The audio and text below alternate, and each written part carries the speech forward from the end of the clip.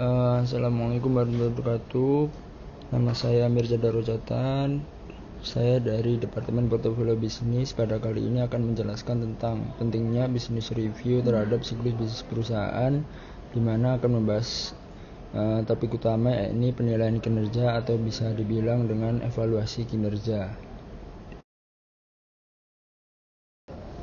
Slide selanjutnya yakni tentang profil penyusun materi, yakni nama saya sendiri yang tadi udah saya sebutkan, yakni Amirza dari Departemen Portofolio, serta ini ada nomor HP saya dan foto saya.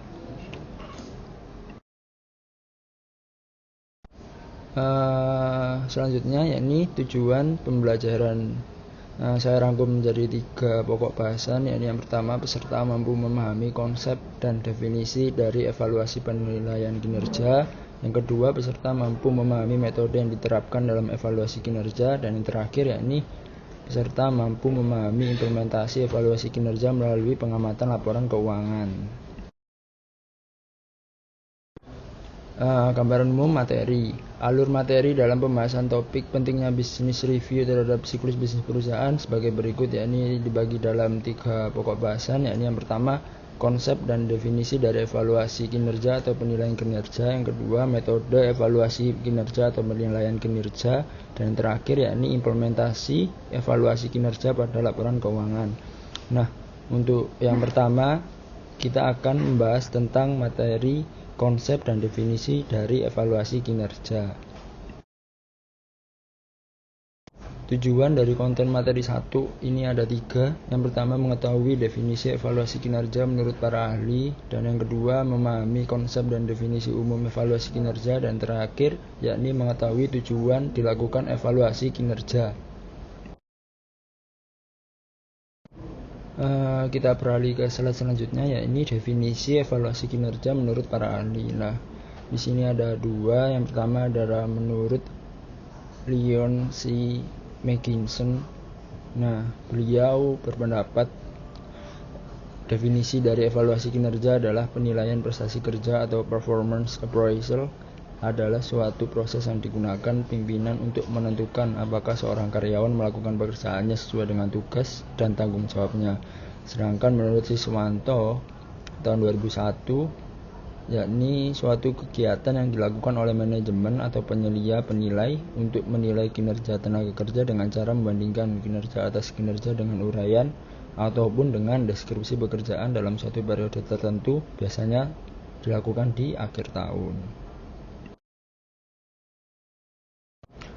Next, yakni konsep dan definisi umum evaluasi kinerja. Berdasarkan dari beberapa pendapat para ahli yang sebelumnya setelah saya mention, kita dapat simpulkan bahwa evaluasi kinerja adalah penilaian yang dilakukan secara sistematis untuk mengetahui hasil pekerjaan karyawan dan kinerja organisasi. Ya, di samping itu, kita juga dapat menentukan kebutuhan pelatihan kerja secara tepat, memberikan tanggung jawab yang sesuai dengan karyawan sehingga dapat melaksanakan pekerjaan yang lebih baik di masa mendatang, dan juga sebagai dasar untuk menentukan kebijakan dalam hal promosi jabatan atau penentuan imbalan. Tujuan dilakukan evaluasi kinerja sendiri adalah menurut Sunyoto tahun 1999 yang dikutip dari buku Mangkunegara, yakni ada 5. Yang pertama, meningkatkan saling pengertian antara karyawan tentang persyaratan kinerja. Terus yang kedua, mencatat dan mengakui hasil kerja seorang karyawan sehingga mereka termotivasi untuk berbuat lebih baik atau sekurang-kurangnya berprestasi sama dengan prestasi yang dilakukannya terdahulu.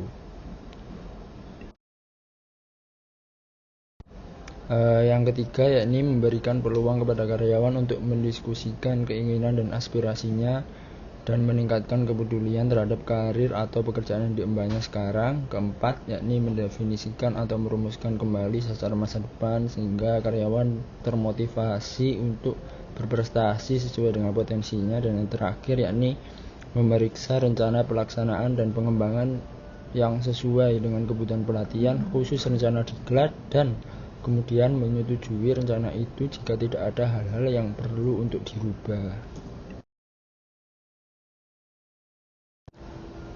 Kita lanjut ke pokok bahasan kedua, yakni metode evaluasi kinerja. Nah, dalam pokok bahasan yang kedua ini kita bagi dalam 7 macam metode yang akan kita bahas, yakni ada metode tradisional, metode MBO, 360 degree feedback, assessment center, behaviorally anchored rating scale, psychological appraisal, sama yang terakhir human resource accounting method. Nah, yang pertama yakni kita akan membahas tentang traditional assessment. Nah, ini memiliki arti yakni dalam penilaian tradisional, manajer atau atasan menilai langsung kinerja karyawan berdasarkan pengamatan. Manajer dan karyawan bertemu tatap muka dan berdiskusi tentang hasil pekerjaan karyawan, tugas, dan tanggung jawab yang dijalankan, serta target pekerjaan yang dicapai. Karyawan dengan penilaian yang baik mendapatkan kenaikan gaji. Nah, dalam metode ini terdapat kelebihan, yakni sederhana dan mudah dilakukan, tetapi menyimpan kekurangannya, yakni penilaian bisa sangat subjektif karena hanya berdasarkan pengamatan satu pihak, yakni atasan atau manajer. Kita beranjak ke metode selanjutnya, yakni manajemen by objective atau bisa disingkat MBO. Metode ini menilai kinerja karyawan berdasarkan tujuan yang ditetapkan dalam periode waktu tertentu. Proses MBO terdiri atas 3 tahap. Yang pertama, planning. Manajer dan karyawan bersama-sama mengidentifikasi dan menetapkan tujuan yang ingin dicapai beserta timeline. Tujuan ditetapkan dengan metode SMART, yakni specific, measurable, achievable, realistic, time sensitive. Kemudian yang kedua yakni monitoring. Pada tahap ini kedua pihak dapat mengecek progres dan menilai sasaran kerja, apa yang sudah dicapai dan apa yang belum. Manajer dapat memberikan umpan balik kepada karyawan terhadap permasalahan yang telah terjadi di lapangan. Tahap terakhir yang dilakukan dalam metode MBO adalah reviewing. Di tahap ini, manajer dan karyawan mendiskusikan hasil akhir yang dicapai. Kemudian karyawan diberi nilai berdasarkan hasil kinerja keseluruhan dalam satu periode. Metode ini cukup baik untuk membangun komunikasi atasan bawahan dalam menetapkan dan mencapai tujuan. Nah, tapi memiliki banyak kekurangan metode ini, yakni yang pertama menilai kinerja berdasarkan tujuan, dan yang kedua mengabaikan faktor-faktor penting lainnya. Kita beranjak ke metode yang ketiga, yakni 360 degree feedback. Nah, metode penilaian kinerja ini menggunakan umpan balik dari lingkaran pengaruh di sekeliling karyawan, seperti halnya namanya, yang meliputi manajer, rekan kerja, konsumen, dan laporan langsung. Metode ini lebih komprehensif, memberikan penilaian dari beberapa sudut pandang. Penilaian kinerja ini melibatkan setidaknya 5 komponen. Yang pertama yakni self appraisal. Nah, pengertiannya sendiri, karyawan melihat kembali kinerja mereka dan mengidentifikasi kekuatan dan kelemahan sendiri, serta menggunakan formulir terstruktur untuk menghindari tentang adanya bias. Yang kedua yakni manager review. Manajer melakukan penilaian tradisional terhadap karyawan serta mengevaluasi tim. Langkah ketiga yakni peer review. Rekan kerja satu tim menilai kemampuan karyawan dalam bekerja sama, pengambilan inisiatif, dan kontribusi terhadap tim. Namun pertemanan dan permusuhan dapat mempengaruhi penilaian yang tidak objektif. Dan yang keempat, subordinate appraising manager, atau bisa kita singkat SAM. Nah, di sini manajer penilai bawahan mengevaluasi karyawan berdasarkan laporan langsung. Dan terakhir yakni customer or client review. Nah, penilaian ini berdasar ulasan pelanggan atau klien yang berinteraksi dengan karyawan secara teratur. Metode yang keempat yakni assessment center method. Metode pusat penilaian diperkenalkan pertama kali oleh AD Jerman pada tahun 1930. Nah, selanjutnya metode ini mengalami perkembangan dan penyesuaian penerapan untuk organisasi bisnis. Nah, assessment center menggambarkan bagaimana orang lain mengamati dan menilai karyawan dan pengaruhnya bagi kinerja karyawan. Nah, penilaian ini dilakukan dengan metode partisipasi dalam simulasi sosial, diskusi informal, latihan pencarian fakta, pengambilan keputusan, serta permainan peran. Nah, kelebihan dari metode ini adalah selain menilai kinerja individu, metode ini juga dapat memperkirakan kinerja di masa depan. Namun demikian, metode ini juga memiliki kekurangan, yaitu memakan waktu dan biaya serta sulit untuk diprediksi. Metode selanjutnya yakni Behaviorally Anchored Rating Scale, atau bisa kita singkat BARS. Nah, definisi ini memiliki definisi, yaitu metode penilaian kerja yang dapat mengukur pekerjaan secara kualitatif serta kuantitatif.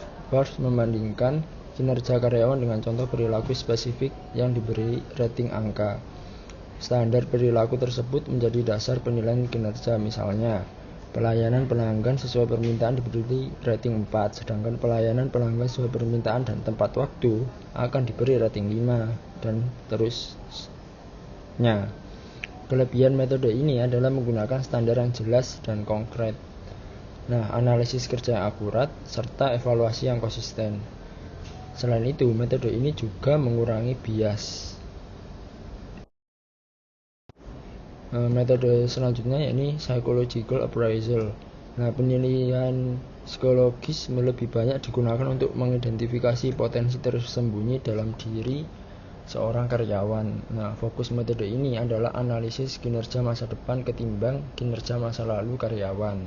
Metode ini digunakan untuk menganalisis 7 komponen utama kinerja karyawan, yaitu yang pertama, keterampilan interpersonal, yang kedua, kemampuan kognitif, kemampuan intelektual, kepemimpinan, karakter kepribadian, kecerdasan emosional, serta yang terakhir yakni keterampilan terkait.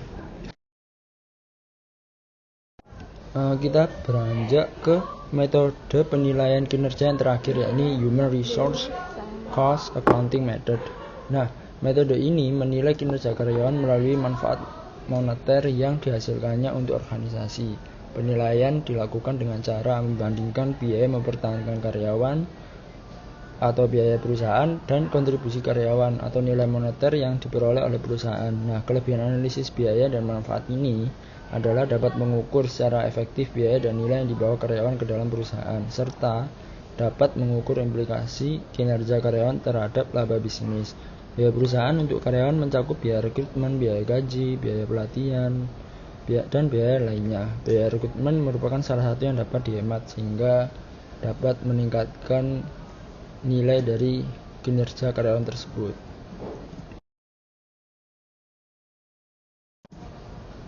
Ya, kita sudah mencapai materi terakhir, yakni implementasi evaluasi kinerja pada laporan keuangan. Dalam pokok bahasan yang ketiga ini kita akan membahas tentang 2 materi, yakni yang pertama mengetahui konsep dan definisi laporan keuangan, serta yang kedua yakni memahami implementasi evaluasi kinerja pada laporan keuangan. Laporan keuangan. Laporan keuangan adalah catatan informasi keuangan suatu perusahaan pada suatu periode akuntansi yang dapat digunakan untuk menggambarkan kinerja suatu perusahaan. Nah, laporan keuangan ini yang lengkap biasanya disajikan dalam 5 pokok isi. Yang pertama yaitu ada laba rugi, yang kedua ada perubahan ekuitas, yang ketiga ada laporan posisi keuangan, yang keempat ada arus kas, dan terakhir ada catatan atas laporan keuangan.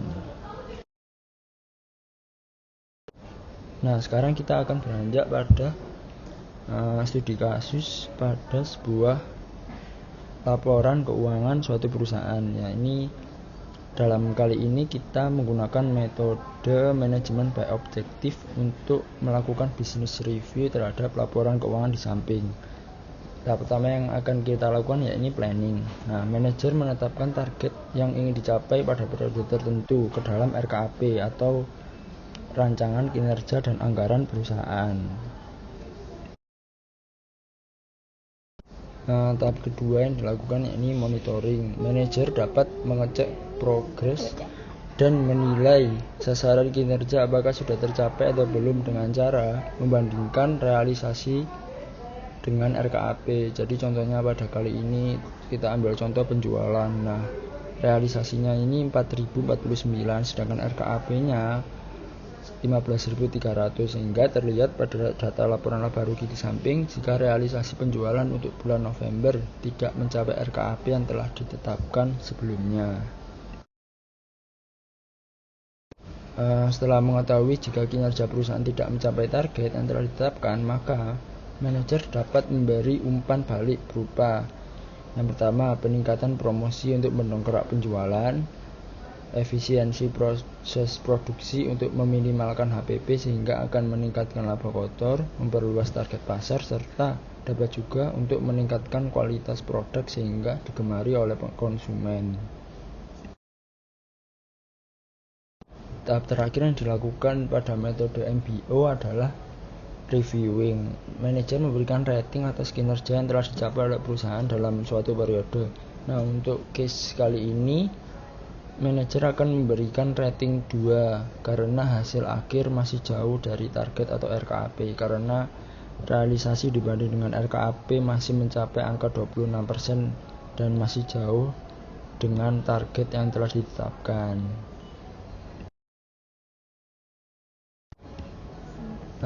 Kesimpulan yang dapat kita petik pada materi kali ini adalah evaluasi kinerja atau business review sangat diperlukan bagi perusahaan untuk mengukur kinerja tiap periode, sehingga manajer dapat memberikan feedback agar kinerja perusahaan dapat meningkat di periode selanjutnya. Harapan dari kesimpulan ini adalah perusahaan agar selalu melakukan business review secara periodik untuk memantau kinerja perusahaan. Terima kasih teman-teman karena udah mau ambil course ini dan mau belajar lebih tentang business review. Jangan lupa like, share, dan subscribe channel ini. Kita ketemu di konten selanjutnya. Bye bye.